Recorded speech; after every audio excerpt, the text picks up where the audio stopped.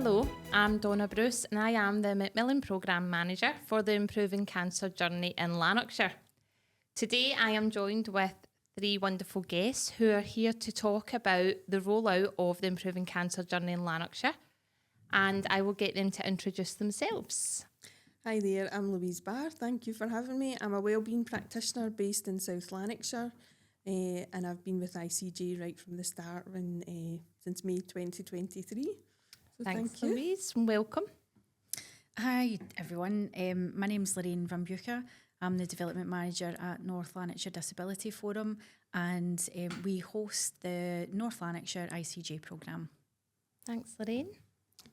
Hi Donna, great to see you again. Gordon McHugh, Chief Executive of Kilbride Hospice, serving patients with end-of-life care and palliative care needs across Lanarkshire, and really delighted to be here for this conversation around improving the cancer journey. Thank you, Gordon, and welcome, guys. So let's get into chatting. I suppose I'll start. For anybody who doesn't know about the Improving Cancer Journey service, what that is it's a service that's jointly funded by Macmillan and Scottish Government, and it's an initiative that's rolling out across the whole of Scotland. We do have an Improving Cancer Journey, or ICJ, as you'll hear it abbreviated to, in every local authority across Scotland.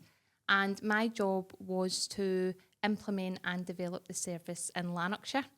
And we have successfully done that. We launched in March 2024 officially. We have a North Lanarkshire and a South Lanarkshire team. Although we have separate teams, we do work quite collaboratively. And our job is to support people who are affected by cancer. And I suppose I'm enunciating affected because that's the important part. This isn't just for people who have a cancer diagnosis or someone that's living with cancer. This is anyone who's affected by cancer. And sadly, at the moment, we know that's quite a lot of people. In fact, statistics tell us 1 in 2 people, which means that's quite a significant amount of folks out there who would need our support. Now, the kind of support we offer is non-clinical. It is supporting people in their community, with the community. And that is where I would say our expertise lie. We have staff who are embedded in the community and understand the services available. They also understand the impact cancer can have on people and their families. And they know the services that are there that can support people that are non-statutory, non-medical services. So I think the person that could probably tell us most about that role is you, Louise. So if you could just give us a wee oversight of your role and how it's been, please. Yeah, absolutely. So as I say, I've been involved right from the start. We started in South Lanarkshire. We were covering the whole of Lanarkshire, but we decided early on, because of the scale of Lanarkshire, that really it would be best if we divided ourselves up into localities so that we could sort of specialise in the area. Not that we would only see people from that area, but we would know the area well. We would get to know the services. They would get to know us to kind of open out those pathways and get our name known. So that was kind of the start when we did the pilot, which we started in June 23. A lot of the work was going around visiting services, seeing what was actually on our community. I was lucky enough to have East Kilbride, Straven and Stonehouse, which, I live in East Kilbride as well, which was great for me to sort of feel part of my community, find out exactly what's going on, introduce myself, get my face known around the local services. And that's been invaluable, actually, that sort of first part of setting that up. Because it means when people are coming to you and, you just never know when you're speaking to somebody. Everyone's journey is very different, so you never know what you're going to be asked or what somebody's needs are going to be. So that knowledge is really an integral part of the job. Yeah. So really, the day-to-day can be wide and varied, but the service itself, we'll go out of our way to find out what's available for somebody, what we can connect them with, what's going to be the right thing for that individual and their families. And I imagine being in East Kilbride, in particular South Lanarkshire, that then you and Gordon have certainly met before. Gordon, could you maybe give us a wee a wee overview of your experience with the Improving Cancer Journey service? Yeah, most definitely. To be honest with you, I was probably aware of the Improving Cancer Journey before anyone around the table, believe it or not. And Val D'Souza, who was the Chief Officer of South Lanarkshire Health and Social Care Partnership at the time, had, whilst we were moving forward and delivering the inpatient unit at the hospice, I did a lot of work with Val around that. And Val at that time was involved in a national forum of improving the cancer journey and was keen to bring it to South Lanarkshire at that time. And she asked me if I would be part of that forum. Things changed, as you know. Val moved on and didn't aspire to being part of that forum. And then I was asked, I think at that time was Marianne Hayward, who asked if I would be involved in delivering on the application as a partnership. And I was very proud to be part of that application because I actually looked at it from someone with a lived experience. Not that I have personally experienced cancer as a disease, but my sister, who was 43 years of age, died from inflammatory breast cancer. And my personal lived experience, I put that on the note of the application, how difficult it was to find our way through that journey. And her, she was diagnosed in the January and she died in the June. So we had 6 months of trying to find a pathway through someone who was in employment. She was a teacher, a secondary school teacher, had 2 very young children, a husband, and very quickly we had to find our way of, she wanted to die at home. How do we support her to die at home? How do we find a medical bed that suited the home? And this was the first time, considering I'm the chief executive of a hospice, but it was my first journey working with or supporting somebody through that process. DS 1500, who would have known there was a DS 1500? Who would have known that if you resigned from your work due to that illness, that you're actually moving yourself away from a death in service benefit? Now, all these things that I had to work my way through, luckily I knew somebody in the DWP who said, Gordon, have you looked at the DS 1500? Haven't got a clue what you're talking about. Spoke to the GP. Sorry, it's not something that we'd really discuss because that's telling people that they are dying and they are at the end of life. Be honest with you, I've been dealing with dying and end of life from the hospice for many years. Even I knew my sister was dying. So finding that journey was really, really difficult.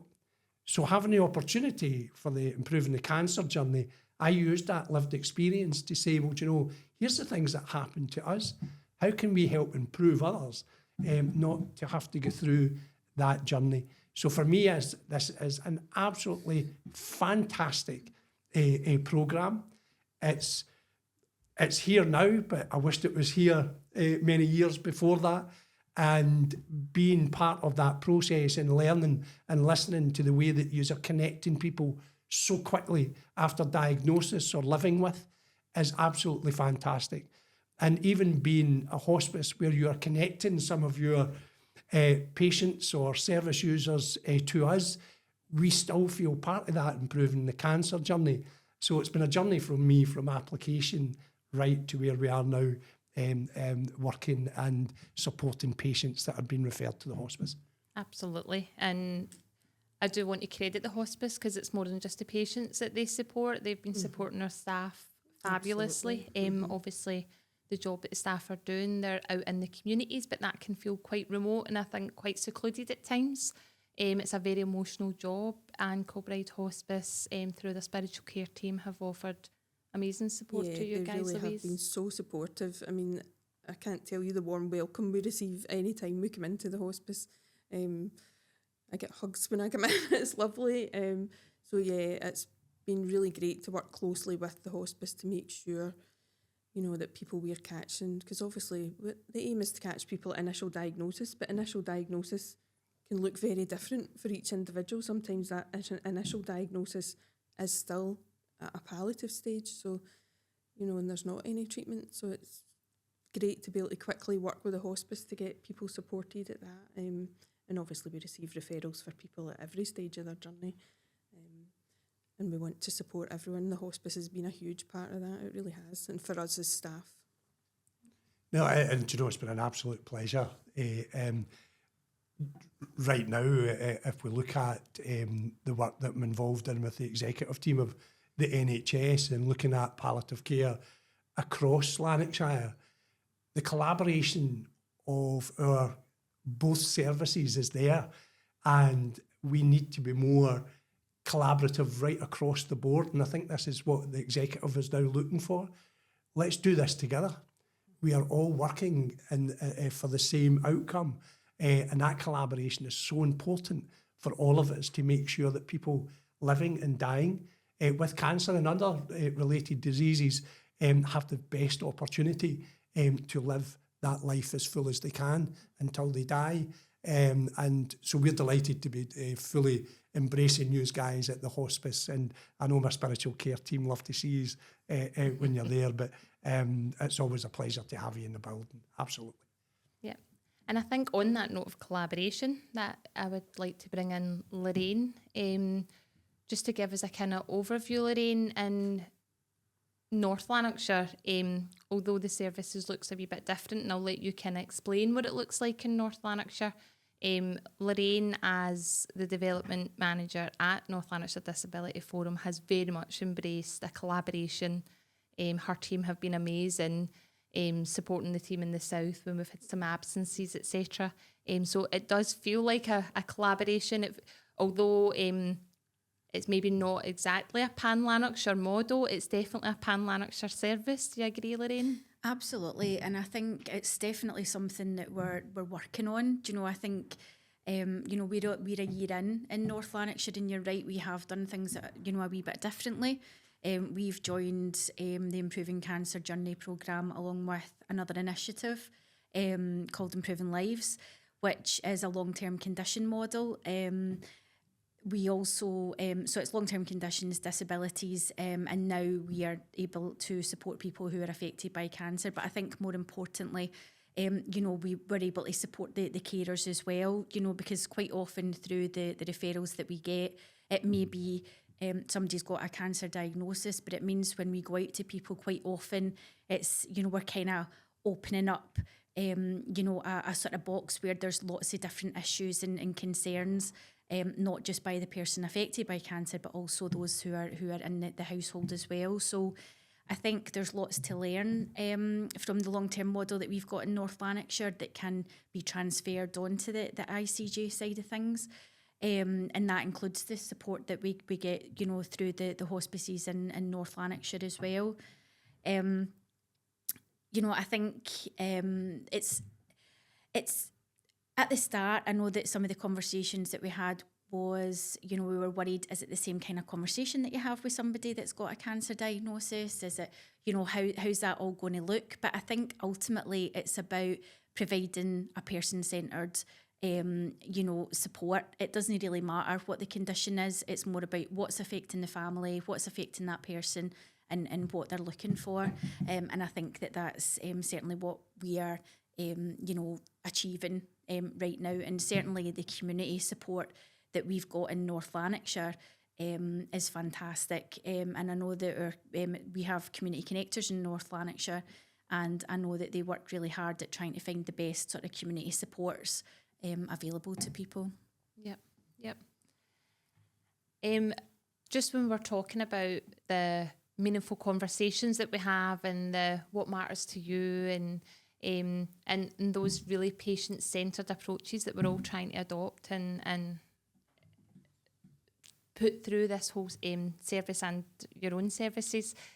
Within Macmillan Improving the Cancer Journey, we use the Holistic Needs Assessment, which is based in the Macmillan 72 Concerns checklist.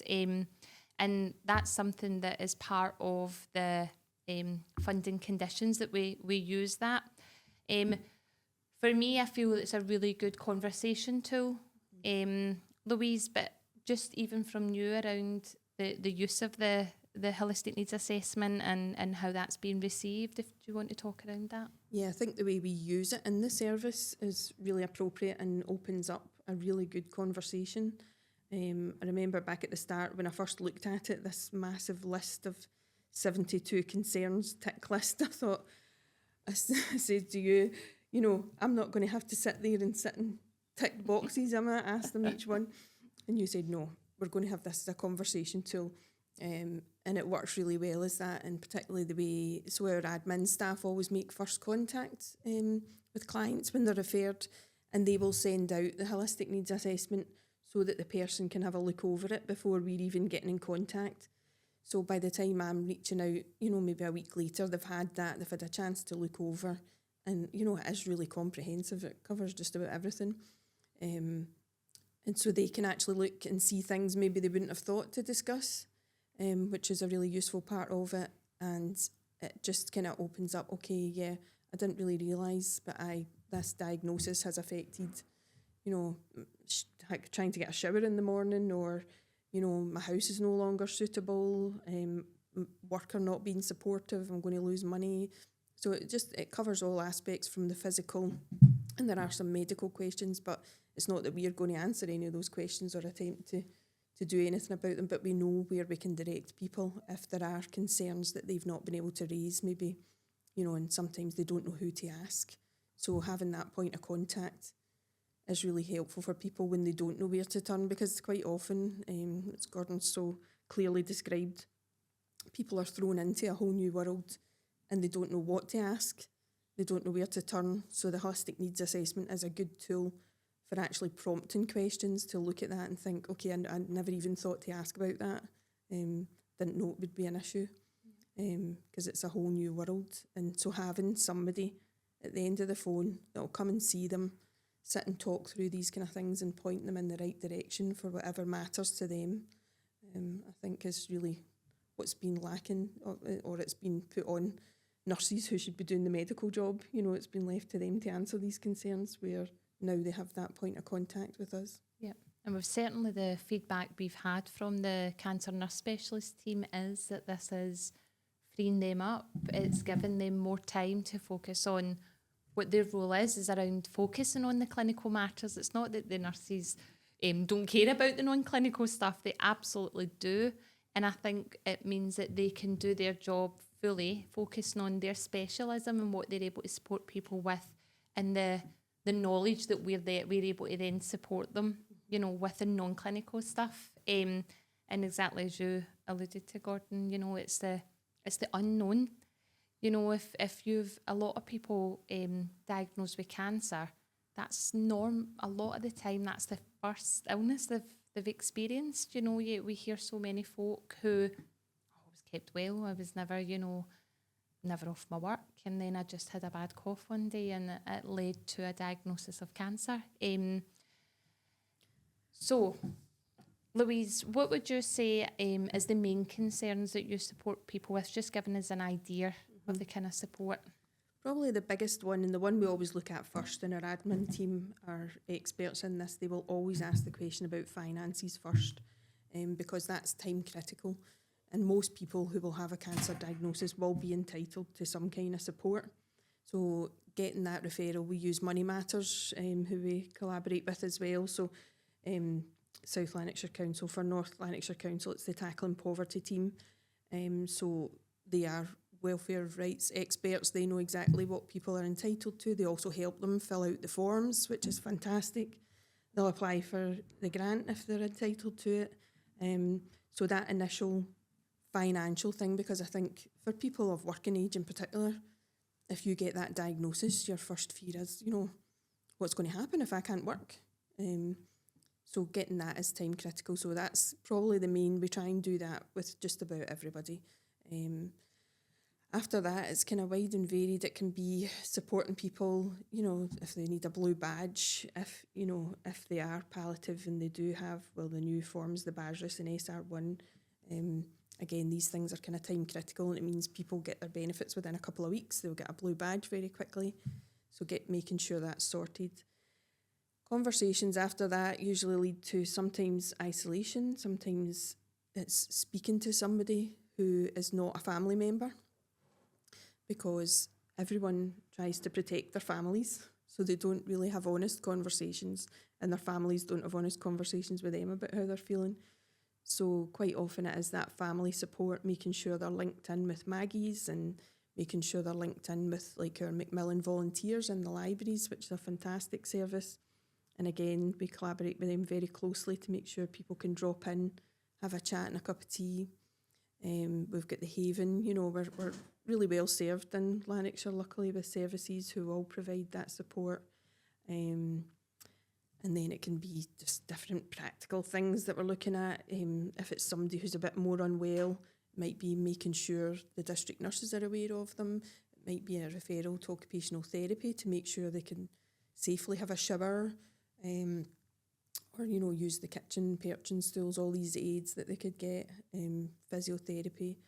And then you've got people who are at the rehabilitation point. It might be exercise programmes, which are run by the council and places like Morphett that we've also been able to refer into.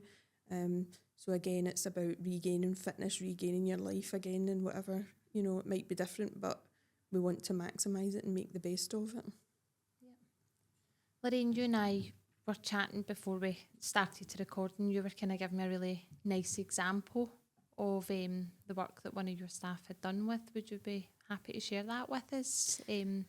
Absolutely. I think this is just to go back to what you were talking about first of all, Louise. I was just going to say that I think people take a lot of really reassurance in knowing that they've got that named person that they can go back to as well.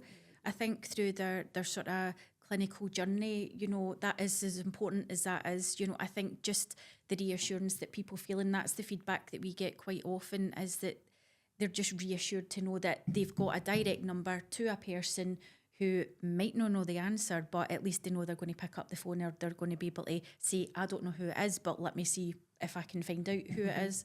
So I think that's a massive, positive of the service that we're providing.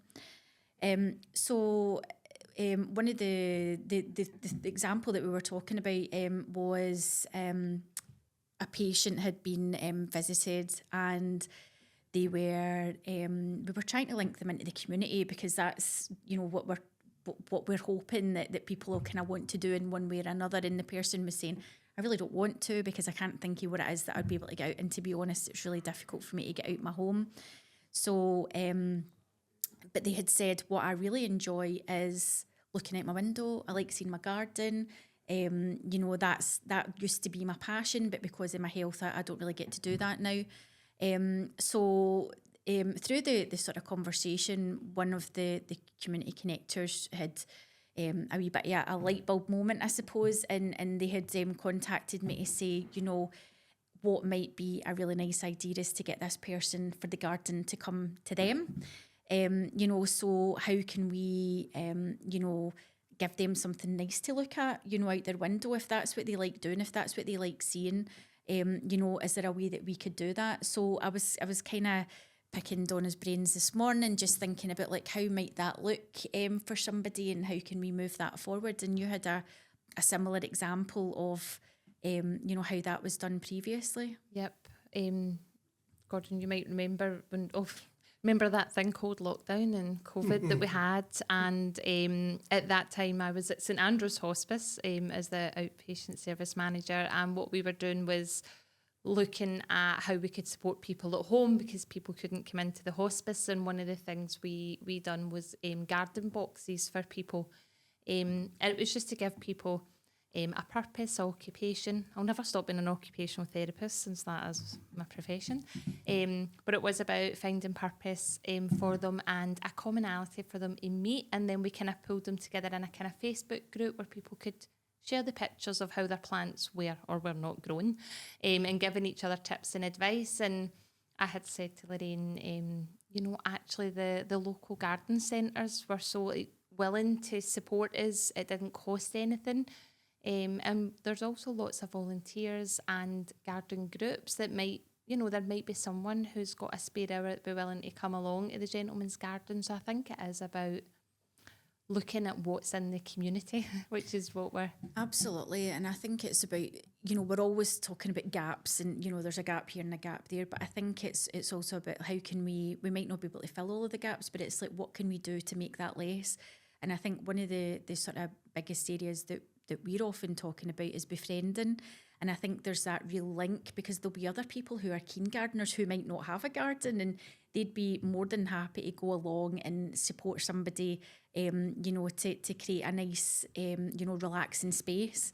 So yes, that's going to be something that we're working on. But we can give so many really great examples of how our community, you know, has pulled together to support people in such that, I mean, I was going to say that the most basic ways, but actually, is it really basic? Do you know, when you think about the needs that it's meeting for people who have been so poorly, or who are, you know, it's something else that you were talking about there with the holistic needs assessment. Do you know, I think one of the major things that we do that is so positive is on that holistic needs assessment, we're asking about finance.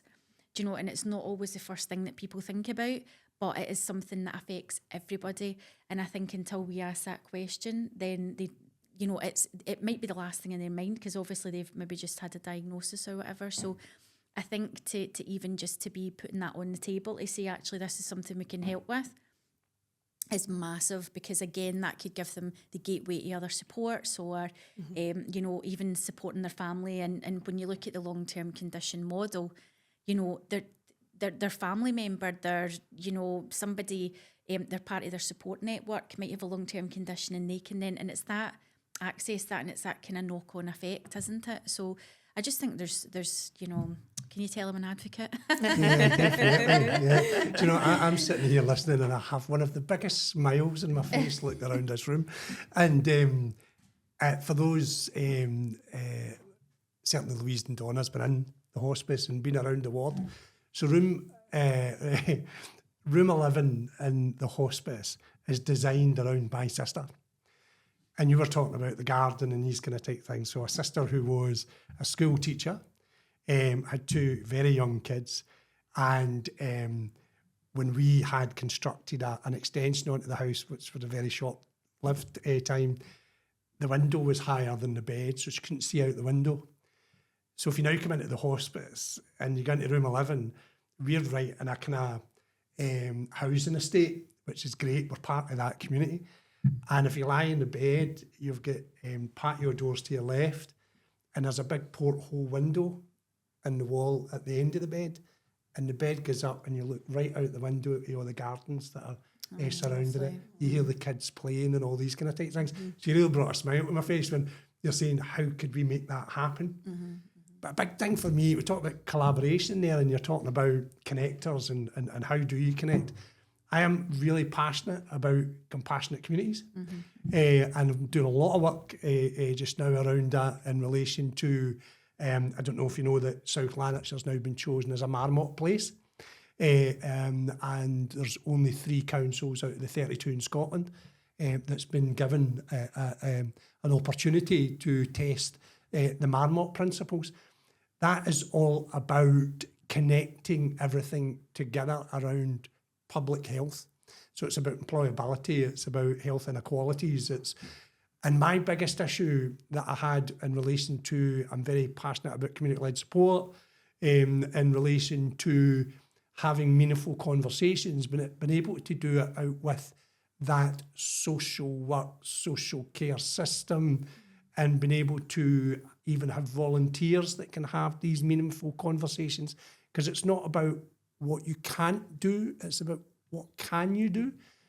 And the things that you can do, we support you to do that, and we'll connect you in the things that you can't do. This Marmot Place, and I'm really delighted that the chief exec's taking this forward, is that when we talked about connecting people through community-led support, it was all about social care.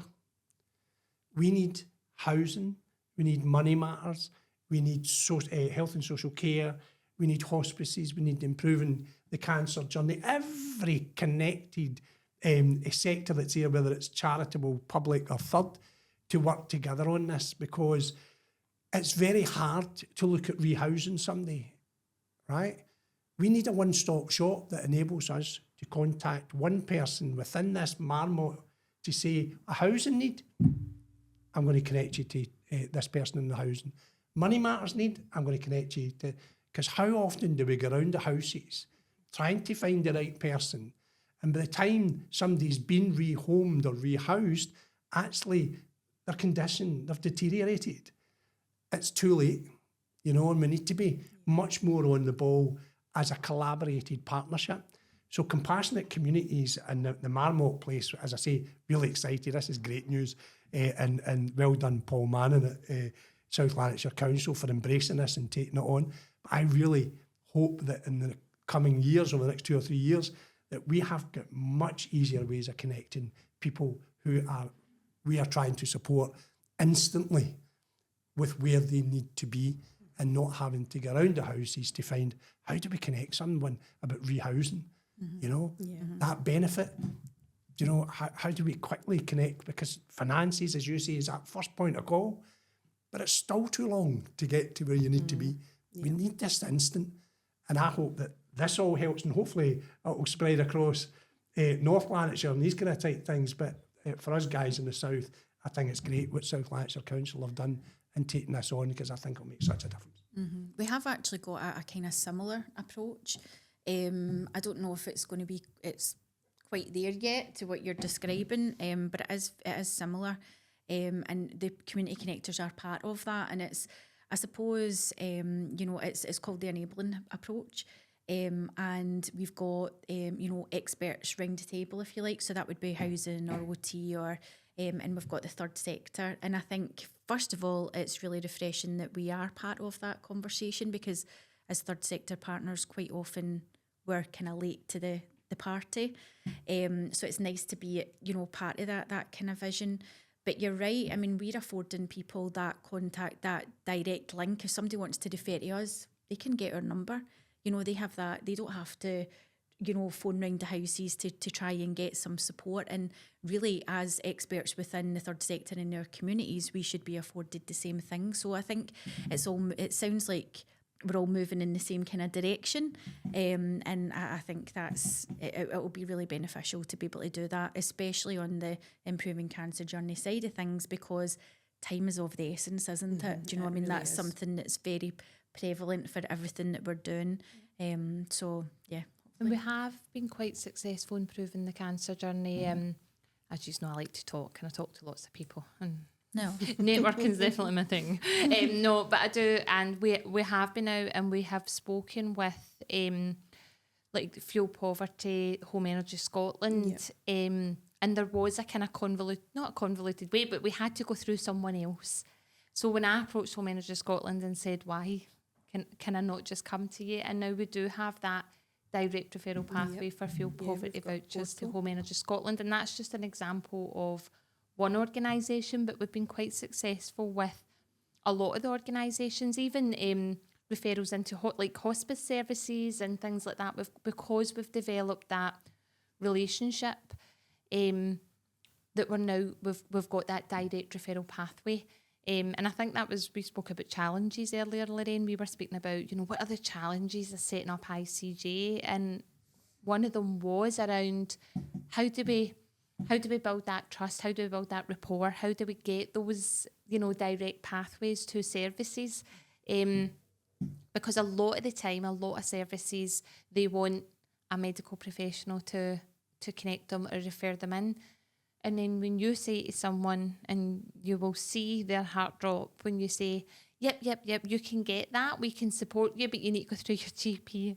And you can just see them like, because that's another step, it's another challenge, and that's not what we're about. So we are not just supporting people, but I think a part of my role that I see is, where are those barriers and how do I break them down? Who do I need to talk to break through that wall, to make things easier for people? It's not to make our jobs easier, because that's not what it does, but it makes it easier for that person. And I think that makes all the difference, because those barriers are the thing that, like you're saying, Gordon, it's the not knowing. So we provide the knowledge so that people know. But it's that I just don't have the energy to do that. I can't do that form. One thing we have done with improving the cancer journey that I was determined when we were setting up is to make it as simple as possible to access. And for people, that is a telephone number or an email address. You can phone us up, you can email in. There is a referral form, but it's pretty straightforward because we're not a clinical service. We don't ask for a lot of clinical information.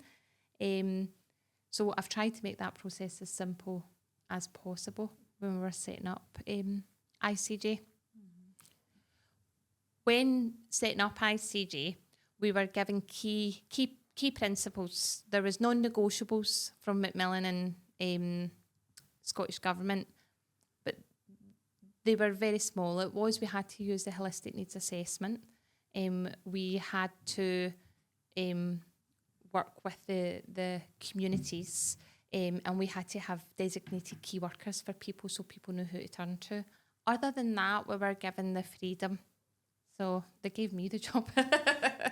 And then, but like that, Gordon, and we do know each other pre-dating. And I guess that's one of the reasons why I've asked you to be a guest and I've got you on our board, because we share the same thoughts around in the community with the community. You guys do that well, so I know that we've got a lot to learn for you guys by having you on board. But everything we do, and Louise will vouch for that, I'm saying, how can we do it with the community? And you guys in North Lanarkshire do that really well as well, Lorraine. And although it may not be a pan-Lanarkshire model, whether we do have slight differences, I do have a pan-Lanarkshire board. Both strategic aims from North and South Health and Social Care Partnership talk about in the community with the community, and that was a common theme. So I have made that the mission and ethos of the Improving Cancer Journey Lanarkshire. And I think that's why I've heard so many organisations being mentioned. So there might only be a couple of us sitting around the table, but there's been so many other organisations mentioned. And I think already we're showing how we do that really, really well. Mm-hmm. And I think through the through the reporting system that we've put in place across the project, we ask for case stories, and almost every single one of them will have an example of how the community's been utilised, and to keep somebody as independent as possible for as long as possible. So I think the challenge is the resources within the community and being able to keep up with the demand, because there is more of a demand.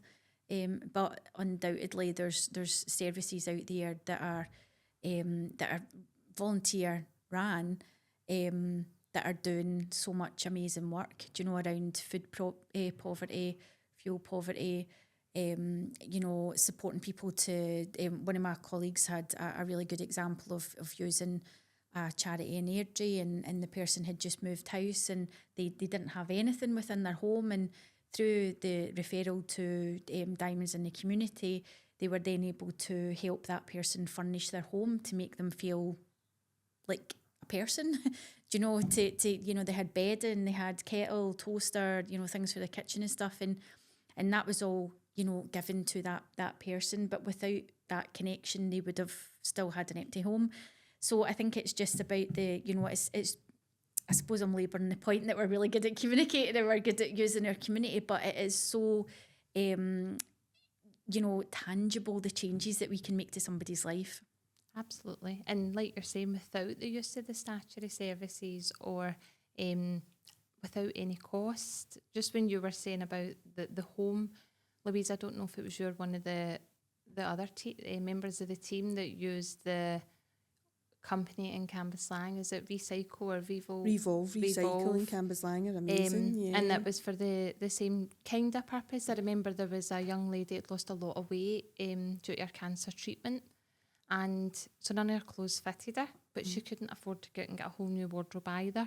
And I think they were fantastic at pulling together a clothes package. I've asked several times for different people whose weight has changed because of their cancer treatment. And, all I do is phone them, pass on their new size, and they'll say, oh, we'll go through all our stuff, and you know, their clothes that they have donated are lovely, the shop is lovely, and I'll go down and pick up great big bag full of clothes in that person's size and be able to go and take it to them and give it to them, and they've got all these clothes that now fit them and they don't have to worry about going out and buying a whole new wardrobe. So again, that's, you know, we can't be everything to everybody, so we have to find out who's doing what and use these amazing organisations that we're so blessed with to, you know, to help support people. But people don't know about them, and that's the thing. People don't know what's out there, and that's why it's our role to do that. It's our role to connect people and make people aware of what's there, because until you need it, sometimes. Yeah, definitely. And I suppose that's the great thing about VASLan. We have the locator tool that assists people to connect with the third sector that's out there. We don't sing and praise the third sector enough. You know, we just don't do it. Because we do it because that's what we do, you know. But I'm just sitting here thinking, and when we're talking about communities and third sector and these kind of type things, I'm sitting here talking about compassionate communities. There was that old saying where it takes a village to raise a child. When there's a child been born in the community and everybody's so elated by it, this is wonderful, this is great. Somebody's diagnosed with cancer and people don't know where to run. And that's a very sad thing for me, is when we're talking about people in communities, that we're talking about death, dying and bereavement. We're going out and having Dove cafes where people can come and talk about dying, they can talk about bereavement. We need to be able to get people to talk about and feel comfortable in talking about cancer, you know, and other debilitating diseases, because people are trying to live as best they can with what they have. And we need neighbours. We need to be able to continue those friendships. I've not seen friendships breaking down because the pal couldn't speak about his friend's diagnosis and these kind of type things. And that for me is something that we need to get better at. We need the community to come along with us and say, do you know, there's nothing wrong with actually talking about it, you know? And I feel that that's our collective job to embrace that in any way we can, that we can communicate that, you know what, you're allowed to talk about it. You know, you're allowed to say what's wrong with you and people are allowed to listen. You know, how many of us talk when somebody's telling us about how they're feeling and these kind of things? We don't do much talking, we do a lot of listening. You know, and for me, that's what a community is.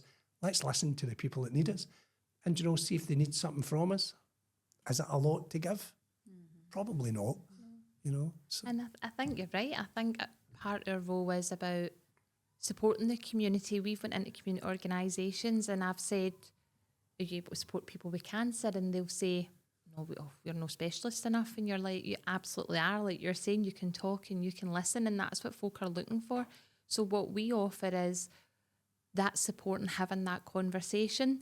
There is loads of free Macmillan training around emotional conversations or how to have that conversation. Many people still talk about the big C. My mother-in-law, who I'm sure she'll not mind me sharing, is just recovering from breast cancer and still talks about the mass or the tumour. She's never actually said cancer or breast cancer and probably does avoid that because it is difficult. It's difficult to say that out loud, and I think it's because the negative connotation around cancer and death or cancer and illness. And sometimes people aren't ready to face that or say that out loud. We get people post-treatment who will say, oh no, I don't want to talk about it ever again, so it's just go away, I'm kidding on it, never happened to me. And you can totally understand that. But equally that means there's going to be a lot of unresolved emotion, unresolved issues that person's burdening themselves with, that we could try and support them or unbox a lot of that to help them live better with it, hopefully. But there's that, you know, there's definitely a taboo around cancer and the word cancer, and Lorraine will know that in the sense that some of her community connectors worked in long-term conditions, but then Macmillan came chatting in NLDF's door and said, do you want to host ICJ? And as you know, some of the staff were like, oh, we can't do cancer. Like, I couldn't do that. That's too sad. That's too emotional. And it's like, just like I was saying earlier, you know, is it a different conversation? Do you know, and it's a person. It's, you know, does it matter if you're talking to them about cancer? Does it matter if you're talking to them about a long-term, you know, another long-term condition? Because, I mean, you know, with some of the treatments that are available for cancer now, it might be that becomes a long-term condition. So it's just about having kind of, I suppose, reassuring that it's, how would you want to be spoken to? Do you know, if you were that on the other side of the table, do you know? So, yeah, I mean, it is understandable, but I think, you know, certainly a year down the line, everybody is much more comfortable about that conversation. And I think the training that they've been able to access, you know, through Macmillan has been fantastic. So I think it's one of the, you just can't prepare yourself for it, can you? Because it doesn't matter what that person's condition is. They might come out with something that you've never heard before, you've not experienced before, and you're just not sure what to do. But I think if you are having that compassionate conversation, then that's good enough, you know? Yeah. I was at a wonderful event yesterday. It was called the White Dove Cafe, which it was in Kilbride, hosted by Mondo's, and it was set up on the back of a young man, Barry, who had lost his life to liver cancer after a very short, I think it was like a 4-week diagnosis, and his dream was to find somewhere that was comfortable, that was in the community, wasn't clinical, you know. So Mondo's, which is a local restaurant in Kilbride, hotel restaurant, where people could just come together if they had experienced cancer, and give them somewhere they could have that uncomfortable conversation. And that's what it was about yesterday. It was the most emotional and humbling experience being there, and I was very honoured to be asked to get up and speak and talk about what we do, but actually what they were doing in that moment with people who were experiencing cancer and experienced loss. You know, you kind of felt like you were like, oh, look what I'm doing, but it was what they were doing was more than enough, and that's what people are needing, and that's what the communities are needing. I don't want us to finish before I would just quickly talk about the other aspect of ICJ, which has been part of the requirements around the funding, is we are rolling a project out in Shotts Prison. And just when we talk about community, you can imagine, you know, when I'm thinking, oh, I'm going into Shotts Prison, what will that look like? What will that mean? Is it going to be the same? It's a community, and they're very much a community. And Gordon and I have never had so many willing volunteers than what I did have in Shotts Prison among the prisoners who were, the first time I was there, I think I had about 10 prisoners round the table that had agreed to come along, all experienced cancer, not personally as in had experienced the disease, but had an experience of someone they love with cancer while they're serving their time in prison, and the impact that has on them and how they process that. And there was no support for them, and they had so many questions, you know. My girlfriend's got breast cancer, and they've said something to her about, you know, needing special bras for that, and where would she get that, and is there support on it, and what's out there? And there was just so many questions, but they were all willing also to be a listening ear for other people. So amazingly, we're only in early stages, but we do have guys within Shotts Prison who are willing to be listening ears for other people in the prison who are affected by cancer, and we're going to use the exact same training. It will be delivered slightly differently because there's restrictions how we deliver that. However, we are going to, we're working with the education team in Shotts Prison and the governor, who's so supportive, she's amazing, and we're going to be rolling that out and giving them that training on how do you have that difficult conversation. So it just shows you that this model can work in any community. You know, you just need to have a community, you just need to have a willingness within that community to support each other. And again, that's at no additional cost to Shotts Prison, us being there and just empowering the community to support each other. And I think I'm really excited to see where that project goes and to share the outcomes with everybody of that, because I do think it's going to be really successful.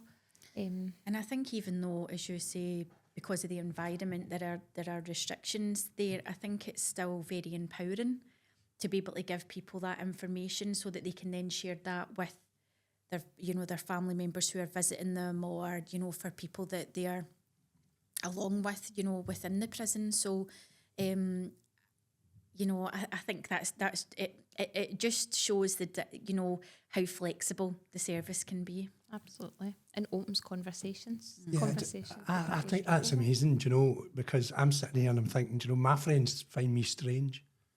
No. Because You need new friends, Gordon. because I talk about illness, Yeah. I talk about mental health, I talk about death and dying, I talk about cancer, I talk about other related life-limiting conditions, and they go, wow, he's weird. Men don't talk, mate, So I'm really, really delighted to hear that you have volunteers, males, that are going to take that on and build relationships with prisoners who are either within their families dealing with a cancer-related illness and having those conversations. Because the only people that I have a reaction from, one of my best friends is bowel cancer. By the way, this guy's from Salford. He was a boxer. He is absolutely solid, right? And he'll probably not hear this. He'll not know what I'm talking about because I'm not saying his name. And I don't want him boxing my ears. And he comes up from Salford maybe once a month, and I go and meet him once a month, and we go for a pint.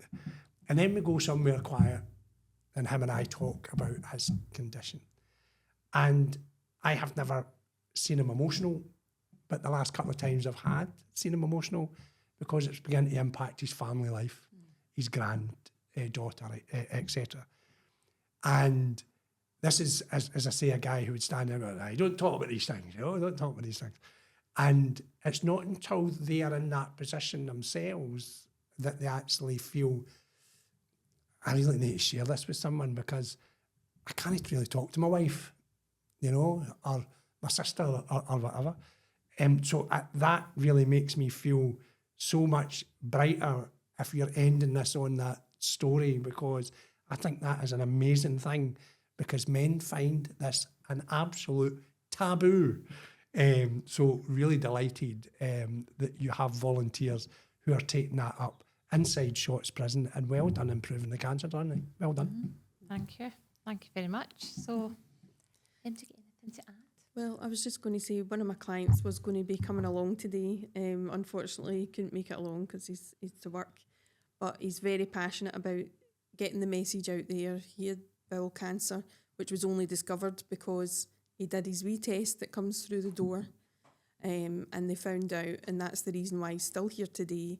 So he's very passionate about the message that when that drops through your door, as it did for me, last year when I turned 50, 2 days later that wee test came in. And I thought of his message, and I thought, no, don't stick it in a drawer, don't put it anywhere, do it now and get it sent away, because it's just so important. So since he couldn't be here today to actually talk about it, I'll just say that is so important. All our screening programmes are so important.